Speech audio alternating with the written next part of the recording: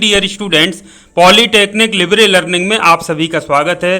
तो बच्चों, आज हम डिस्कस करने जा रहे हैं मशीन डिजाइन का मार्च 2022 में जो पेपर हुए थे फिफ्थ सेमेस्टर के, उसका ये पेपर है। तो बच्चों, ये देख रहे हैं कि मैकेनिकल इंजीनियरिंग फिफ्थ सेमेस्टर का ये विषय है मशीन डिजाइन। इसका कोड संख्या है 2270। अधिकतम अंक जो होते हैं 50 होते हैं और 2.5 घंटे का समय दिया जाता है। नोट्स लिखे रहते हैं, पहले इंग्लिश में होता है, फिर उसके बाद उसको हिंदी में ट्रांसलेट किया जाता है। तो टोटल 5 प्रश्न है। पहला जो प्रश्न है, अटेम्प्ट एनी 2 पार्ट्स, यानी ABC 3 पार्ट्स दिए हैं, उनमें से कोई 2 करना है। तो पहला आप देख लीजिए, define stress concentration and explain methods to reduce it, यानी स्ट्रेस कॉन्सेंट्रेशन या प्रतिबल संकेंद्रण को परिभाषित करिए और इसको कम करने के उपाय या तरीके बताइए। दूसरा है आपका name various types of design and explain them in brief, यानी विभिन्न प्रकार की डिजाइन कौन कौन सी होती हैं, उनको संक्षेप में समझाइए।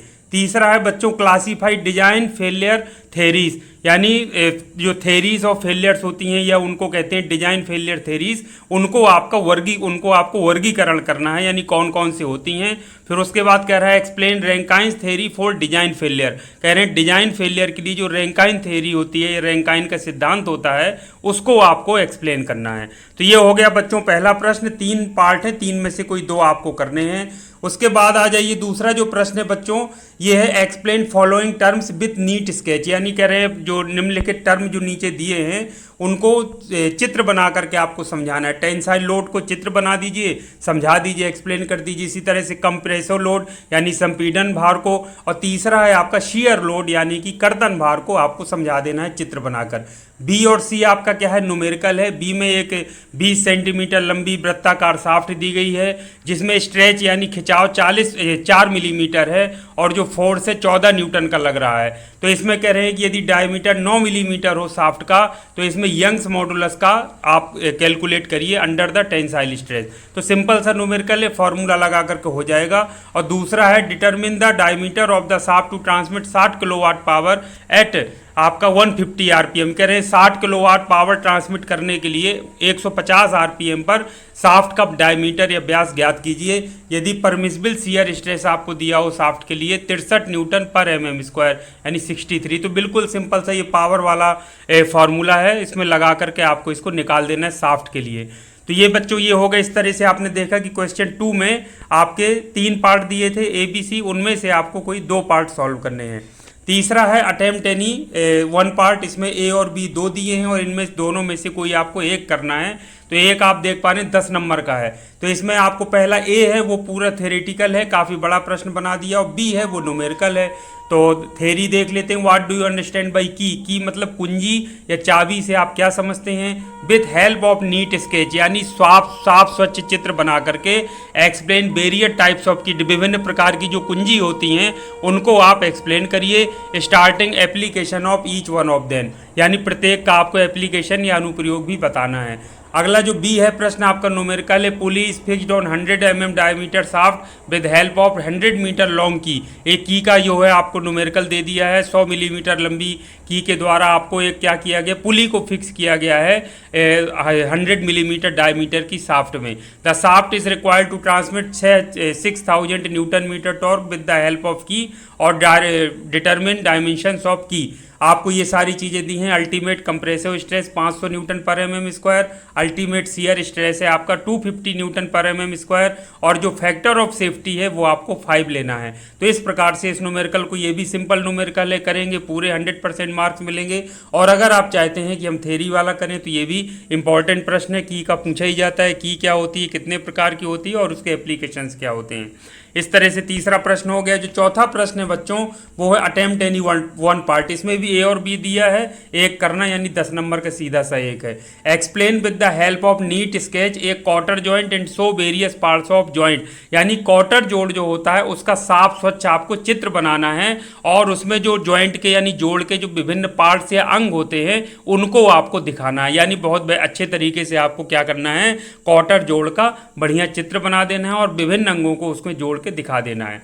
दूसरा बी है आपका classify various types of riveted joint with the help of neat sketch, यानी साफ स्वच्छ चित्र बना करके आपको रिवेट जोड़ों के जो विभिन्न प्रकार होते हैं उनको आपको क्लासीफाई करना है या उनका वर्गीकरण करना है विभिन्न प्रकार के। तो सभी प्रकार के जो रिवेटेड जोड़ होते हैं या रिवेट जोड़ होते हैं उनका बच्चों आपको साफ स्वच्छ चित्र बनाते जाना है और उसको समझाते जाना है, लिखते जाना है। तो इस प्रकार से 10 नंबर का एक प्रश्न है, चाहे ए कर लीजिए या फिर बी। पांचवा है लास्ट प्रश्न है अटेम्प्ट एनी वन पार्ट, इसमें भी ए और बी दिया है, आपको कोई एक करना है। तो with the help of neat figure explain design procedure of protected type flange coupling. ये भी बहुत इंपॉर्टेंट होता है, फ्लैंज कपलिंग आता ही आता है। दो तरह की होती है, प्रोटेक्टेड टाइप और अनप्रोटेक्टेड टाइप। तो ये प्रोटेक्टेड टाइप के लिए आपको कह रहा है विद द नीट फिगर, यानी आपको नीट साफ स्वच्छ चित्र बनाना है और उसकी डिजाइन जो प्रोसीजर है वो पूरी प्रक्रिया लिखना है कि कैसे हम प्रोटेक्टेड टाइप फ्लैंज कपलिंग की डिजाइन करेंगे। दूसरा भी है explain method for finding efficiency of power screw. कह रहे हैं पावर स्क्रू जो होता है उसकी इफिशियंसी यानी दक्षता ज्ञात करने का जो मेथड है या तरीका है या विधि है उसको आपको एक्सप्लेन करना है। तो पावर स्क्रू भी बड़ा इंपॉर्टेंट इसमें टॉपिक होता है, उसको जरूर पढ़ लीजिए और उसकी इफिशियंसी या दक्षता किस तरह से ज्ञात करते हैं उसका मेथड आपको एक्सप्लेन कर देना है। तो इस तरह से बच्चों 5 प्रश्न हो गए और बहुत सिंपल ईजी प्रश्न है। और आप देख रहे हैं ये जो सब्जेक्ट होता है बहुत ही स्कोरिंग होता है। उसके बाद बच्चों इसका हिंदी अनुवाद दिया गया है, वही सारी चीजें हैं। बस एक चीज मैं आपसे बताऊंगा, वही मैंने इंग्लिश हिंदी दोनों में बताया है। बस एक चीज का याद रखिए कि जो इंग्लिश वाले जो मेन टॉपिक्स होते हैं, जो हेडिंग होती है या मेन वर्ड्स होते हैं उनको अंग्रेजी में जरूर सीखिए।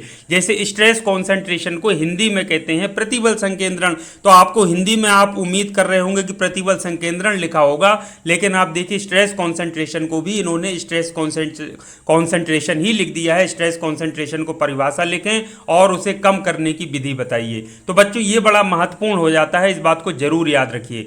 ठीक है बच्चों, डिजाइन विफलता के सिद्धांत का वर्गीकरण, डिजाइन विफलता के लिए रैंकिन सिद्धांत को समझाइए, ये है। तो इस तरीके से और भी कई सारी चीजें मैं देखता हूं कि हिंदी अनुवाद में कई बार चीजें समझ में नहीं आती हैं, तो आप कोशिश करिए, भले ही आप हिंदी मीडियम के स्टूडेंट से धीरे धीरे कोशिश करेंगे तो इंग्लिश भी पढ़ना आपको आ जाएगी। और जब कोई अगर आपको दिक्कत आ रही है हिंदी में तो इंग्लिश का भी जरूर आपको देखना चाहिए, तो उससे आपको सारी चीज़ें क्लियर हो जाती हैं। जैसे जैसे आप देखिए की को बच्चों वैसे कुंजी कहते हैं, जो एक अच्छा शब्द है, लेकिन इसमें चाबी लिखा हुआ है। तो आप बच्चों जो भी इसमें कह रहा है तो एक बार इंग्लिश से आप देख लेंगे तो थोड़ा सा और कई बार क्लियर हो जाएगा। क्वार्टर जॉइंट को देखिए, क्वार्टर जॉइंट ही लिखा है, क्वार्टर जोड़ भी नहीं लिखा है।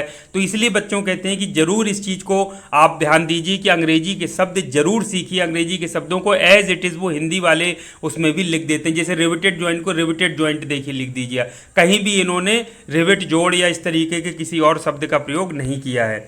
इसी तरह से संरक्षित फ्लैंज कपलिंग देखिए, डिजाइन प्रक्रिया को आकृति सहित व्याख्या करें और पावर स्क्रू की दक्षता ज्ञात करने की विधि की व्याख्या करें। तो इस तरीके से बच्चों वही सिंपल है, अंग्रेजी में भी सिंपल रहता है, तो उसको पढ़ने की धीरे धीरे आदत जरूर डालिए आगे चल के, ताकि आपका बेस स्ट्रांग हो और आगे कभी आपको इंग्लिश में भी लिखने की आवश्यकता पड़े तो इंग्लिश में भी आप समझ सकें और उसको लिख भी सकें। तो बच्चों इस प्रकार आपने देखा मशीन डिजाइन का आपका पूरा पेपर जो प्रीवियस ईयर का था, बहुत ईजी और बहुत अच्छा पेपर आया है। आपकी यदि तैयारी अच्छी है तो बहुत अच्छा स्कोर कर सकते हैं 45 से 50 नंबर तक, 50 नंबर में से। तो ये था बच्चों महत्वपूर्ण अपडेट। इसी तरह के उपयोगी पेपर के साथ नेक्स्ट टाइम आपसे फिर मिलूंगा, तब तक के लिए अपनी तैयारी बनाए रखिए। थैंक यू वेरी मच, आप सभी का दिन शुभ हो।